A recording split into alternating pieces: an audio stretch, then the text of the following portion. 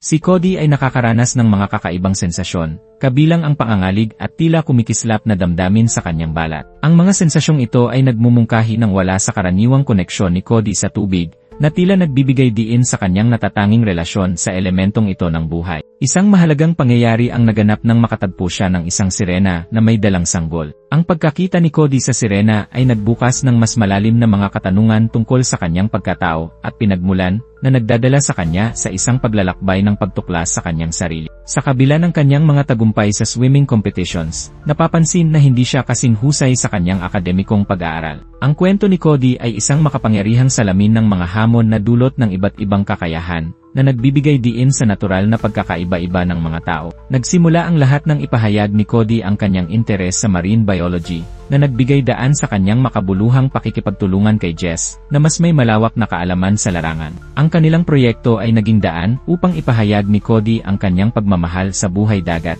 na siyang nagtutulak sa kanya patungo sa kanyang mga pangarap. Sa kanyang kaarawan, sa halip na tamasahin ang cake, pinili ni Cody na uminom ng tubig, na nagbigay daan sa pagdududa mula sa kanyang mga magulang at kaibigan. Ang hindi pangkaraniwang pag-ugali ni Cody ay tila nagbigay ng senyales na may malalim na nangyayari sa kanyang kalagayan na umuusbong sa likod ng masayang okasyong ito. Habang nag-aaral si Cody ng marine biology, siya ay nakakaranas din ng mga pisikal na pagbabago, kabilang ang paglitaw ng mga kaliskis sa kanyang mga palad. Ang mga pangyayaring ito ay nagbigay diin sa kanyang takot at pag-aalala, na nagmumungkahi na may mas malalim na dahilan sa likod ng kanyang mga kakaibang nararamdaman. Si Jess, bilang matalik na kaibigan, ay nagbigay ng paliwanag tungkol sa posibilidad na ang mga tao ay may buntot bago sila ipanganak. Ang mga pahayag na ito ay nagdulot ng pag-aalinlangan kay Cody tungkol sa kanyang kalagayan, na nagbigay daan sa mas malalim na mga tanong tungkol sa kanyang pagkatao. Habang ang mga kakaibang sintomas ni Cody ay nagiging sanhi ng hindi pagkakaintindihan sa kanyang mga magulang,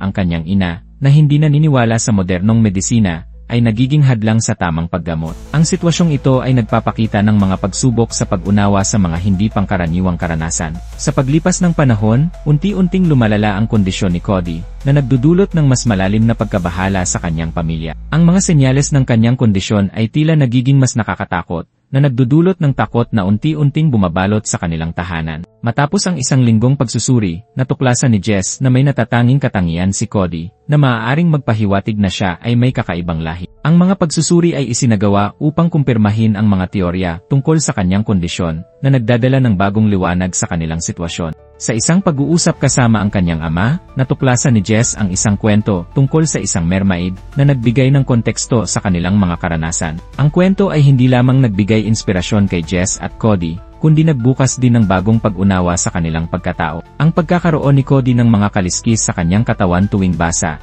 ay nagbigay diin sa kanyang kakaibang kakayahan. Sa mga eksperimento, ipinakita na siya ay may kakayahang makabuo ng kuryente, na katulad ng mga eels, na nagdulot ng higit pang pag-usisa at pag-aalala sa kanyang kalagayan. Ipinakita ni Cody ang kanyang mga natuklasan sa kanyang mga magulang, na nagdulot ng pagdududa at pagkabahala sa kanila. Ang mga pagsubok na isinagawa ng kanyang mga kaibigan, ay nagbigay ng liwanag sa mga tanong na lumilipad sa isip ni Cody, na nagtutulak sa kanila upang mas pagtuunan ito ng pansin. Nang malaman ang kanyang pinag-ugatang pamilya, iminungkahi ni Cody na maaaring siya ay may kaugnayan sa mga merpeople. Ang kanyang pahayag na ito ay nagbigay ng bagong pananaw sa kanyang pagkatao, ngunit nagdulot din ng pangamba sa kanyang mga magulang tungkol sa mga potensyal na panganib ng tubig. Habang lumalangoy si Cody, nagpakita siya ng mga pambihirang kakayahan, na nagbigay ng pag-aalala sa kanyang mga kaibigan at pamilya. Ang kanyang mga kakayahan ay nagdulot ng pag-aalinlangan sa kanyang kaligtasan sa darating na swimming competition, na naghatid ng mga alalahanin at takot sa kanyang paligid.